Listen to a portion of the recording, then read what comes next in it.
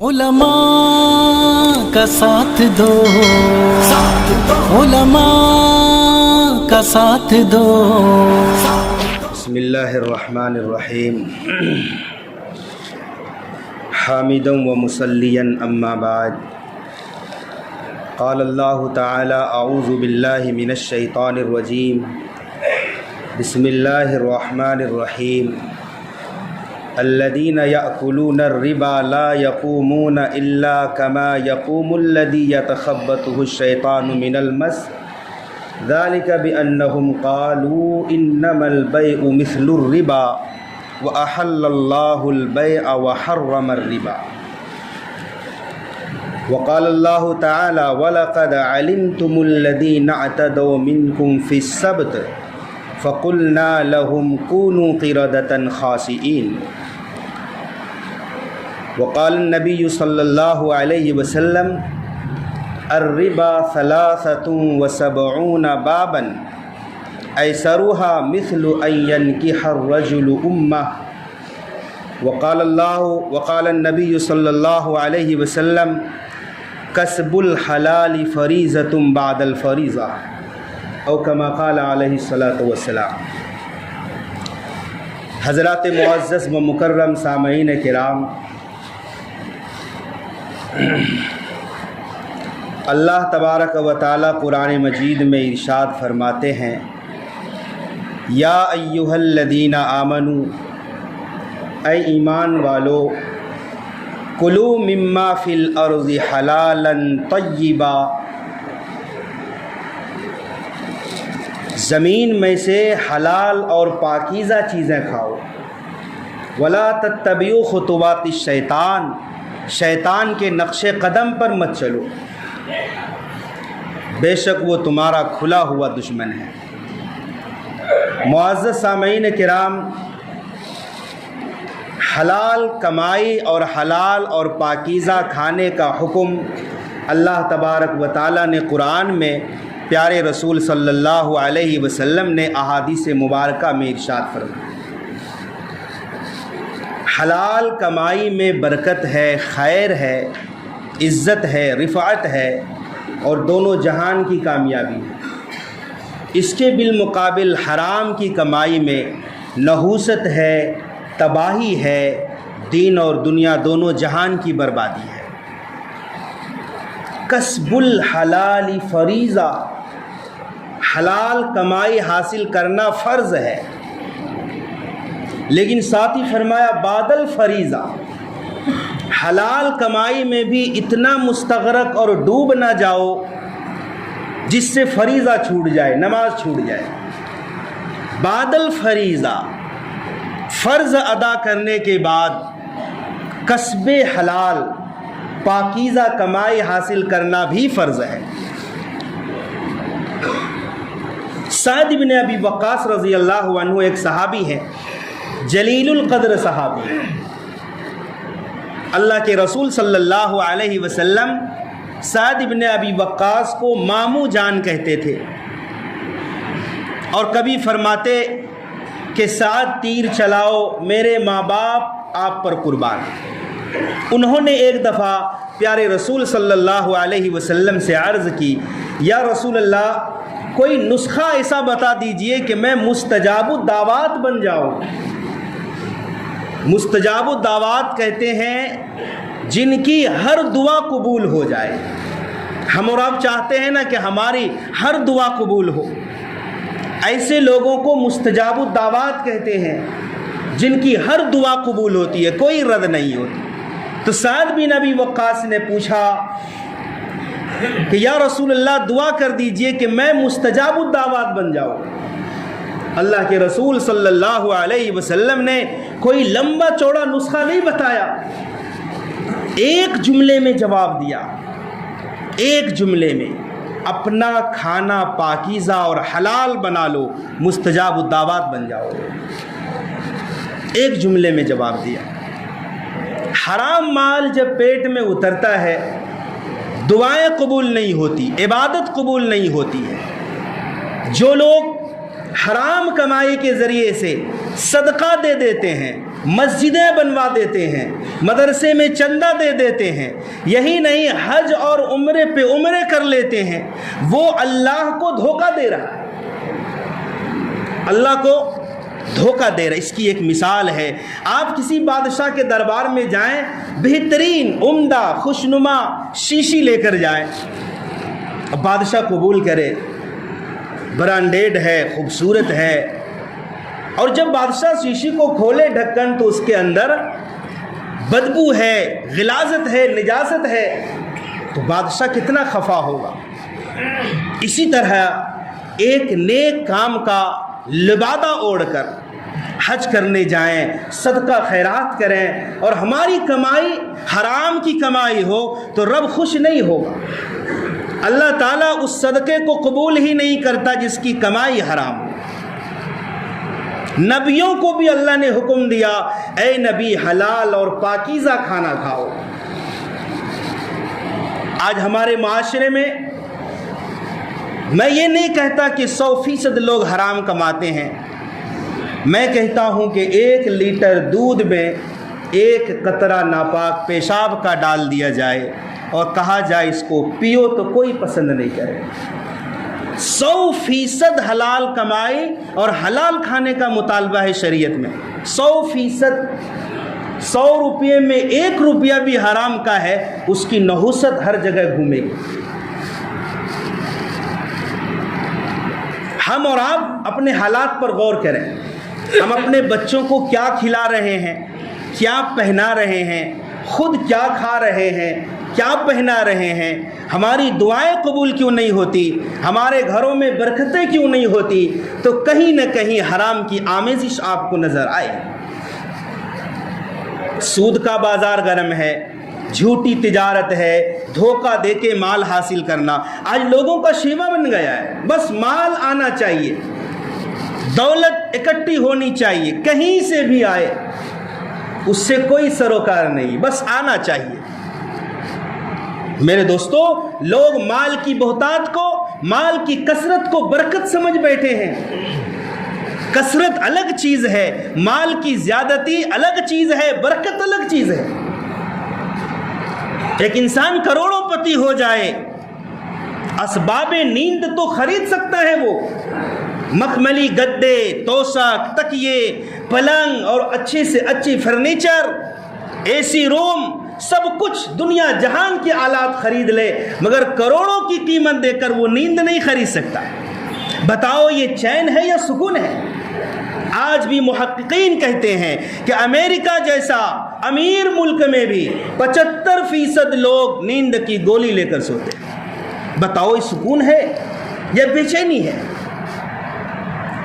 ایک وہی ہے جو حلال کماتا ہے، تھوڑا کماتا ہے، بس حلال کی روٹی کھاتا ہے، بستر پر جاتے ہی آرام کی نیند سوتا ہے 8 گھنٹے۔ بتاؤ برکت اس میں ہے یا اس میں ہے؟ مال کی فراوانی ہو گئی، ایسا کوئی لاحق مرض ہو گیا، ایسے مرض میں مبتلا ہو گیا جو لا علاج ہے، کروڑوں کی جائیداد ایک مرض میں چلی گئی۔ بتاؤ یہ برکت ہے؟ کثرت الگ چیز ہے، برکت الگ چیز ہے۔ جو لوگ حلال کمائی کرتے ہیں، حلال کھاتے ہیں، حلال کھلاتے ہیں اپنے بچوں کو، انشاءاللہ کوئی مہلک مرض نہیں لگے گا۔ اگر لگے گا بھی چھوٹے موٹے علاج سے اللہ تعالیٰ اس کو نجات دے دیں گے۔ ہم لوگ غور کریں، لوگ آج وہ ہیوی ڈپازٹ پہ روم دیتے ہیں نا،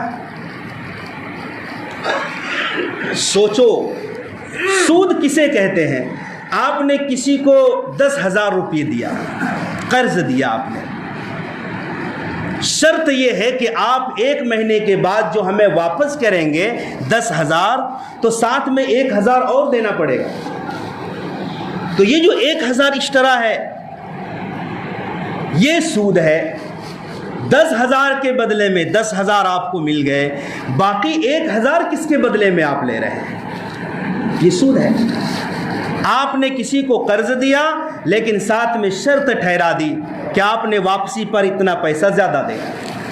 بعض لوگ ایسا بھی کرتے ہیں، عید کے موقع پر، کسی جشن کے موقع پر نوٹ کی نئی گدی آتی ہے، ٹھیک ہے بھائی، ہم نے آپ کو 1000 نوٹ کی نئی گڈی دی اور آپ ہمیں پرانی گڈی دیں گے، پرانے نوٹ دیں گے، تو 100 روپیہ آپ کو مزید دینے پڑیں گے، یہ بھی سود ہے۔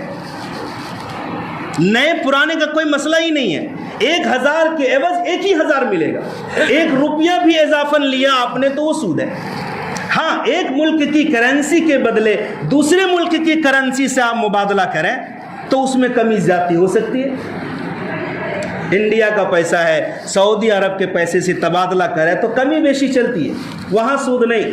لیکن پیسہ ایک ہی ملک کا ہے، کرنسی ایک ہی کنٹری کی ہے، اور وہاں کمی زیادتی یہ ہرگز شریعت میں برداشت نہیں۔ تو میں ہیوی ڈپوزٹ پہ بول رہا تھا، ایک شخص نے 5 لاکھ روپیے میں 5 لاکھ روپیے لیا اور مکان دے دیا۔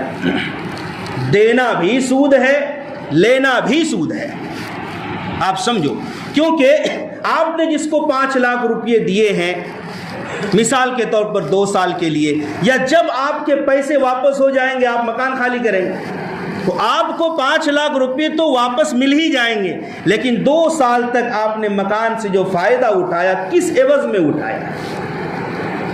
کس عوض میں؟ آپ نے مفت میں اٹھایا۔ تو صرف سود کھانا حرام نہیں ہوتا، سودی چیزوں کے ذریعے سے استعمال کرنا، کپڑا ہو، مکان ہو، سواری ہو، وہ بھی سود میں داخل ہے۔ بعض لوگ یہ بہانہ بناتے ہیں کہ چلو 5 لاکھ ہیوی ڈپوزٹ پہ دے دیا مکان، ساتھ ساتھ تھوڑی سی رقم کرایہ پر بھی ڈال دیتے ہیں۔ مثال کے طور پر مکان کا کرایہ 10,000 ہے تو حلال بنانے کے لیے 500 روپیہ کرایہ متعین کرتے ہیں۔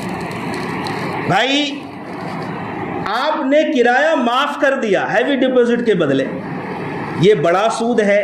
اور 1000 روپیہ اگر آپ نے کرایہ رکھا تو یہ بھی سود ہے، 1000 کم سود ہوا۔ یہ جو معمول ہے، جو متعارف ہے علاقے میں، جو اس مکان کا ریٹ چل رہا ہے، آپ کو اسی کے لم سم میں کرایہ متعین کرنا پڑے گا، کوئی جواز کی شکل نہیں۔ اس صورت میں ایک ہی شکل ہے ہیوی ڈپوزٹ والوں کے لیے۔ مثلا کسی شخص کو 10 لاکھ روپے کی ضرورت ہے، ایسا ہوتا ہے لوگوں میں، کسی کو اچانک زیادہ روپے کی ضرورت پڑ گئی، اسے 10 لاکھ چاہیے ہی چاہیے۔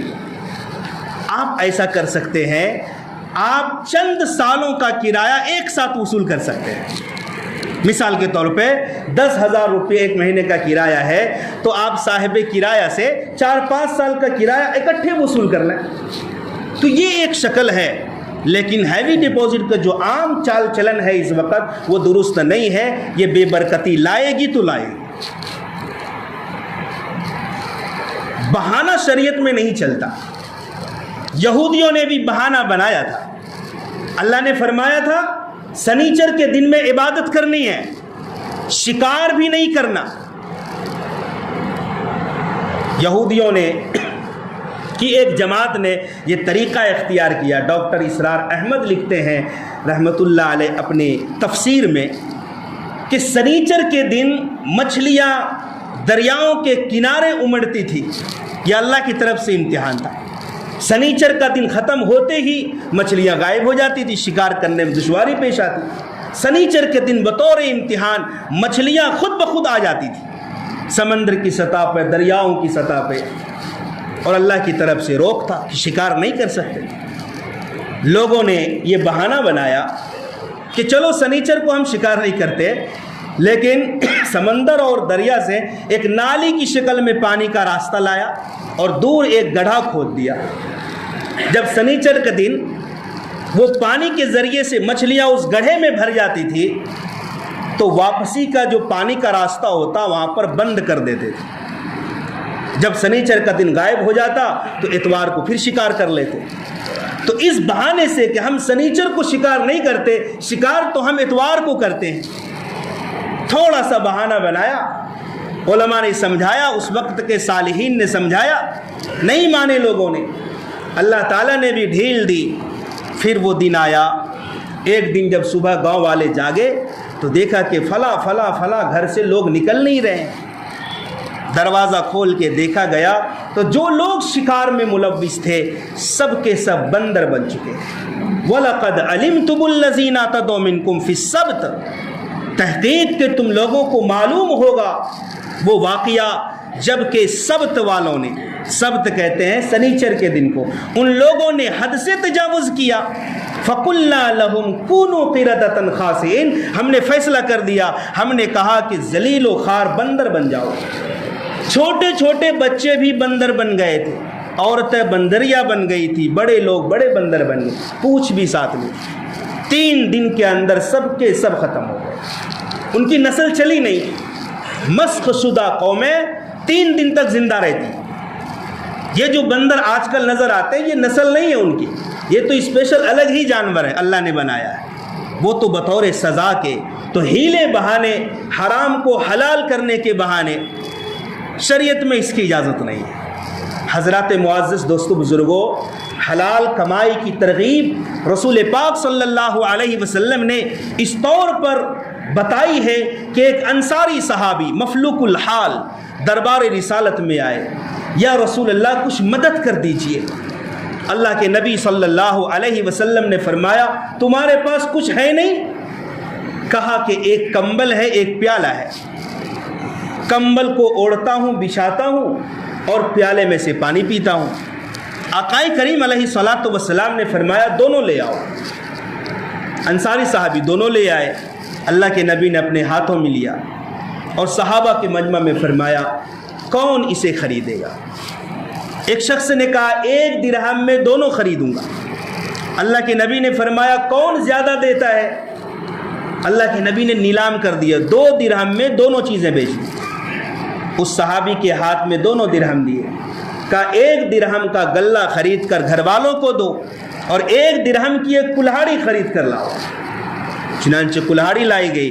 اللہ کے نبی پاک صلی اللہ علیہ وسلم نے اپنے مبارک ہاتھوں سے اس کلہاڑی میں لکڑی فٹ کیا، دستہ لگایا اور فرمایا جنگل میں جاؤ، لکڑیاں کاٹو، بیچو اور 15 دن تک نظر مت آنا، 15 دن کے بعد آنا۔ وہ انصاری صحابی گئے، فرماتے ہیں میں لکڑیاں کاٹتا رہا، بیچتا رہا، 15 دن کے بعد جب میں آیا تو میرے ہاتھوں میں 10 درہم، کچھ درہموں کے کپڑا خریدا، کچھ گلے خریدے اور کچھ درہم بچ بھی گئے۔ تو حلال کمائی میں اللہ تبارک و تعالیٰ نے برکت رکھی ہے اور حرام میں اللہ تعالیٰ نے منحوسیت رکھی ہے۔ سیدنا ابو بکر صدیق رضی اللہ تعالیٰ عنہ کا ایک غلام تھا۔ جب وہ غلام کچھ کھانے پینے کی چیزیں لے کر آتا، صدیق اکبر رضی اللہ تعالیٰ عنہ کھانے سے پہلے تحقیق فرما لیا کرتے تھے کہ کہاں سے لائے ہو، حلال ہے یا حرام ہے یا مشکوک ہے۔ ایک دن وہ غلام دودھ کا ایک پیالہ لے کر آیا۔ سیدنا صدیق اکبر رضی اللہ تعالیٰ عنہ نے وہ دودھ کا پیالہ اٹھایا اور پی لیا۔ غلام نے کہا کہ حضرت روزانہ آپ کا معمول تھا کہ آپ تحقیق کر کے پیتے تھے، آج بغیر تحقیق کے ہی پی لیا آپ نے۔ سیدنا ابو بکر صدیق چونک گئے، کہا بتاؤ تو صحیح کہاں سے لائے تھے؟ غلام نے کہا کہ میں زمانے جاہلیت میں گلی میں سے گزر رہا تھا، ایک مریض پر میں نے زمانے جاہلیت والا منتر پڑھ کر دم کیا، وہ مریض اچھا ہو گیا، آج دوبارہ جب اس گلی سے گزر ہوا تو دودھ کا پیالہ پیش کیا، وہی دودھ آپ کو پلایا۔ ابو بکر صدیق رضی اللہ تعالیٰ عنہ پریشان، حیران ہو گئے، یہ تو نے کیا کیا؟ ایک مشکوک اور حرام چیز میرے پیٹ کے اندر ہے۔ ابو بکر صدیق رضی اللہ تعالیٰ عنہ نے اپنی انگلی مبارک اور پانی پی پی کر انگلی ڈال کر قے کیا، جب سارا دودھ اندر سے نکل گیا تو کہا اے اللہ جتنا میرے بس میں تھا اتنا میں نے کر دیا، اگر کچھ اور رہ گیا ہو تو اب معاف کر دے۔ دیکھو صحابہ کرام کیسے بچتے تھے،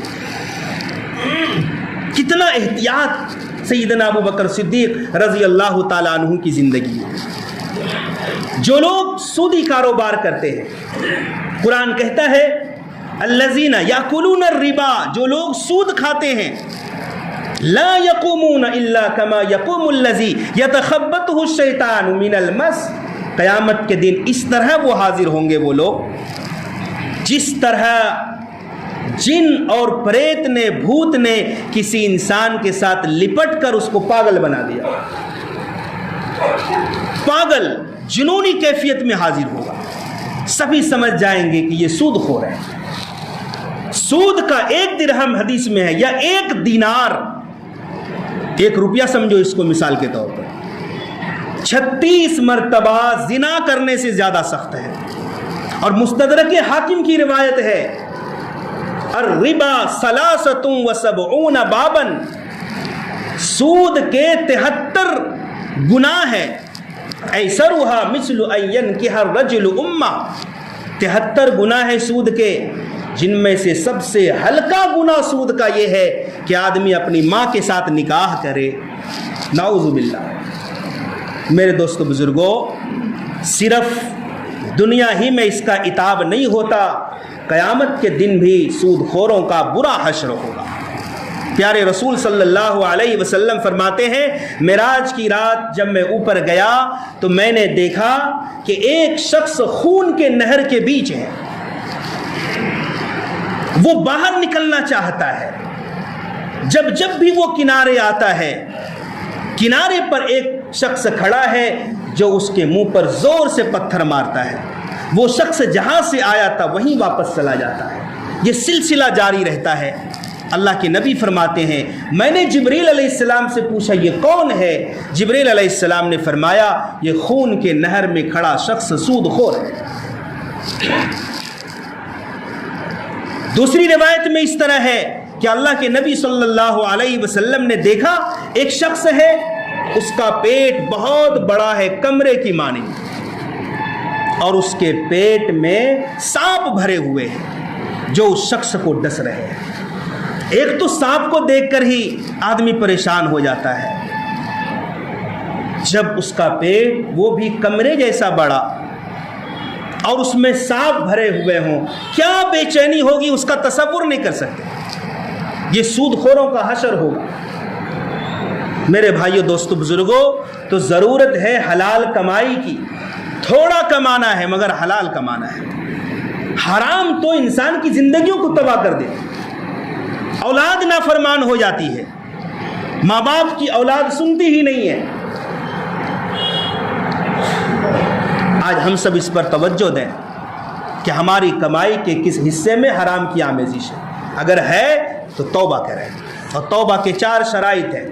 جو شخص چاہے کسی گناہ سے توبہ کریں، 4 چیزیں اس میں ضروری ہے. سب سے پہلا کام اس گناہ سے فوراً الگ ہو جائے، اس گناہ سے فوراً الگ ہو جائے. جب تک گناہ سے الگ نہیں ہوتا کوئی، اس وقت تک توبہ کا تصور بھی چھوڑ دے. ایک شخص چوری پہ چوری کر رہا ہے اور ساتھ میں جا کر ملتزم پہ دعا بھی کر رہا ہے، بتاؤ اس کی دعا قبول ہوگی؟ توبہ قبول ہوگی؟ چوری سے توبہ کی شرط ہے کہ چوری سے فوراً الگ ہو جائے، گناہ کو چھوڑ دے. جس گناہ سے ہم تائب ہو رہے ہیں اس گناہ سے فوراً علیحدہ ہو جائے. یہ پہلی شرط ہے. دوسری شرط یہ ہے کہ اس گناہ پر نادم اور شرمندہ ہو، دل سے افسوس ہو کیوں کر میں یہ گناہ کر رہا تھا، اب تک ندامت ہو. تیسری شرط یہ ہے کہ آئندہ نہ کرنے کا مکمل ارادہ ہو. اب میں ہرگز چوری نہیں کروں گا، اب میں ہرگز سود نہیں کھاؤں گا، اب میں فلاں گناہ ہرگز نہیں کروں گا، دل میں عزم مصمم کر لے. اور چوتھی شرط یہ ہے کہ اگر کسی کا حق مارا ہو تو اس کو حق واپس بھی دے. یہ 4 شرطیں ہیں میرے بھائیو دوستو بزرگوں. اب لوگ اگر یہ اعتراض کریں کہ اگر ہم سود خوری چھوڑ دیں، رشوت خوری چھوڑ دیں، فلاں تجارت چھوڑ دیں جس میں سودی آمیزش ہو، تو ہم کہاں جائیں گے؟ ہمارے بچے کیا کھائیں گے؟ علماء نے جواب دیا کہ جب تم حرام میں مبتلا تھے تو اللہ کھلا رہا تھا، جب حرام کو اللہ کے لیے چھوڑ کر حلال پہ آ جاؤ گے تو اللہ تمہیں بھوکا نہیں رکھے. شقیق بلخی رحمت اللہ علیہ حلال کمانے کے لیے شہر سے باہر گئے، تھکے ہارے. شام میں جب گھر آئے دیکھا ایک پرندہ ہے جو کمزور ہے. فوراً طاقتور پرندہ اپنے چونچ میں کھانے کا نوالا لے کر آیا اور کمزور پرندے کے منہ میں ڈالا. شقیق بلخی نے کہا جو اللہ اس کمزور پرندے کو روزی دے رہا ہے وہ ہمیں بھی دے گا۔ ابراہیم بن ادہم نے کہا کہ شقیق کمزور پرندہ بننے کی کوشش مت کرو، طاقتور پرندہ بنو، خود بھی کماؤ، اللہ کے کمزور بندوں پر کرم کرو۔ اللہ تبارک و تعالی ہمیں کسب حلال کی توفیق نصیب فرمائے، حرام سے ہم سب کی بالکل حفاظت فرمائے، سنت سے پائے۔